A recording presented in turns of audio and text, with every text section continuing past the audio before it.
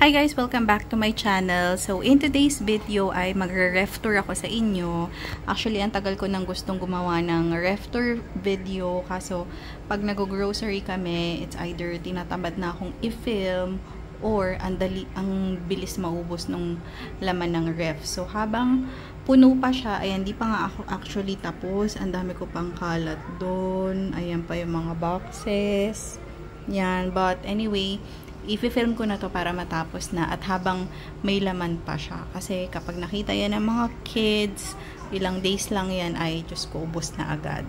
So, itong ref namin is from Panasonic Econavi. Inverter siya. And yung freezer niya nasa baba. So, dito tayo mauna sa baba. Actually, wala pa to masyadong laman na meat kasi hindi pa kami nakakapamalengke. More on sa ano lang to lahat, sa supermarket, yung mga nabili namin. So, dito muna tayo sa, dito muna tayo sa door. Ayan, so dito meron tayong mga pang breakfast lang to. Tocino, bacon, Chinese sausage, panglagay sa pansit, and ito ay chorizo bilbao. Pang minudo ata to. Ayan. Tapos dito naman, meron tayong soju. Ito, Moller wrapper. Gumagawa kasi ako ng siomai. Ini-stock ko lang sa freezer. Tapos, ito, meron tayo ditong konting chicken longganisa. Ayan. And then, syempre, merong ice. Tapos, ito, siomai to. Ito yung na-stock ko na. Ayan, pork siomai. Dalawa yan.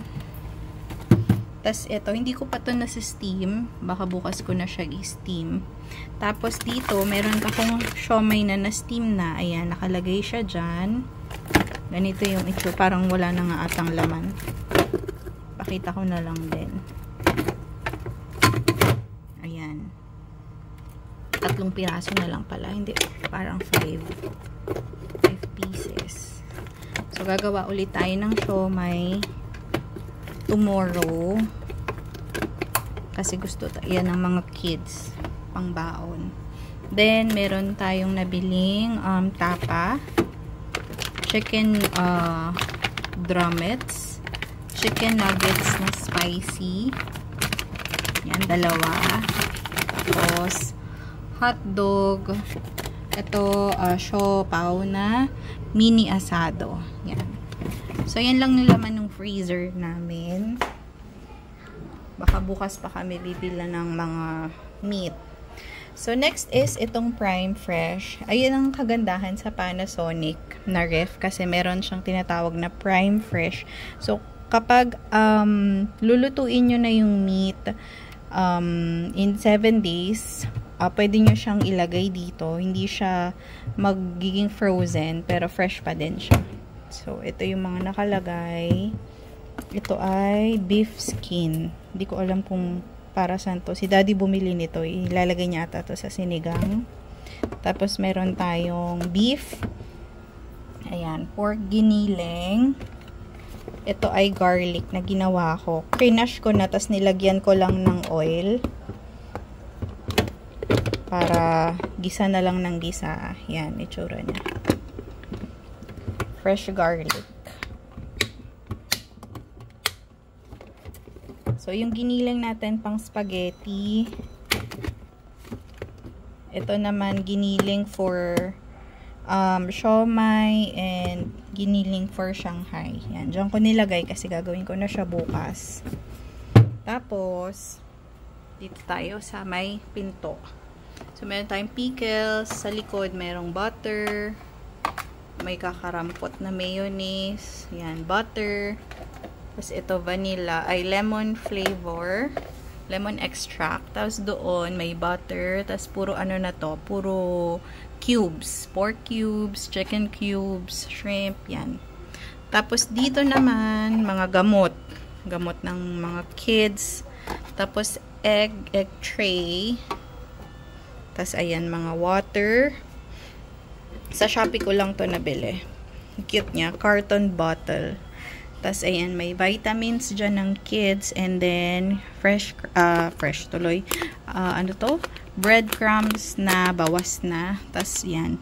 May siniksik ako dito na lumpia wrapper for our Shanghai. And then, dito naman sa side na to, sa pinakataas, meron tayong Coke Zero na maliliit. Dadagdagan ko sana to kasi konti na lang. Pero walang ganitong kaliliit sa sa South. Doon kasi kami namimili sa South Supermarket. Tapos dito, halo-halo na to. May Dutch Mill, may Yakult, may Delight. Andun sa dulo. Hindi ko na guys, hindi ko na tatanggalin sa lalagyan. Tapos meron tayong isang bote ng Minute Maid. And mayroong egg. Tapos mga fresh milk. Ito ay non-fat ba to? Low fat. Low fat milk. Tapos ito yung normal lang na fresh milk. Ayan, tumutunog yung ref kapag matagal siyang nakabukas. So, sara muna natin. Parang nagwa-warning siya. Ayan. And then, ito, meron akong nabiling. First time kong itatry na guyabano drink from locally. Ayan, dalawa. Tapos, mga Minute Maid na apple flavor. Then, dito, mga snacks. Meron akong nabiling mga biscuit, chocolate biscuit lang yan. Crinkles. Tas, masarap to. Nutella na biscuit. Ayan. So, dito halo-halo na yung mga drinks. Mayroong Coke. Puro to, karamihan nito, zero sugar. And hindi ko to pinapainom sa bata, sa kids, every day.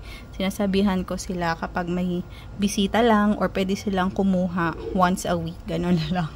Kasi kapag nga may nakita sila, ayan, gusto nilang ubusin ng isang upuan. So, anyway, yan. May Coke Zero Vanilla. Tapos, doon yung Coke na normal. Kita nyo ba? Basta yan. Puro yan. Royal Sprite. Tapos, doon is Fit and Right.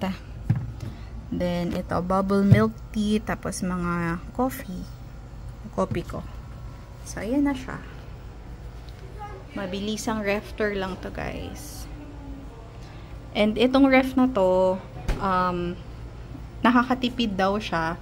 Pag umilaw na tong Eco Navi, yan, di ba may Eco Navi? It means na hindi na umaandar yung kanyang compressor, mini-maintain niya na lang yung temp doon sa loob ng ref. Pero kapag bukas kayo ng bukas, hindi siya iilaw. So, usually nakikita kong umiilaw to color green kapag madaling araw. Yan, yung wala na talagang nagbubukas. Tapos, yung temp na ginagamit ko for freezer, ayan, naka mid lang siya. Tapos, sa prime fresh, minimum lang. And sa fridge, naka mid lang din. So, yon. So, meron din siyang function na quick freezing, pero hindi ko pa yan nagagamit. So, ayun lang, guys. Thank you so much for watching. Until next video. Guys, nakalimutan ko palang i-videohan tong lagayan ng vegetable. Pero wala naman masyadong nakalagay dito. Kasi nga, hindi pa kami nakakapamalengke. May isang pirasong okra tsaka kamatis. May sili. Merong apple, lemon, tapos kung ano-ano na lang nakalagay dito. So, tanghon na bukas na, tomato sauce, kikoman sauce, tomato paste, may bukas na condensed milk. Tapos, ayan, mga pang-bake ko na kasi itong iba eh. Dito ko nilalagay kasi nilalanggam dun sa pantry ko, small pantry ko. Tapos, asukal, and then ito, kimchi, my favorite. Dito ko nilalagay para hindi siya masyadong mangamoy. Pag nabuksan ko na yung kimchi, nilalagay ko siya sa plastic pa para hindi mangamoy yung ref. Kasi medyo mabaho eh. So, yun lang. Thank you!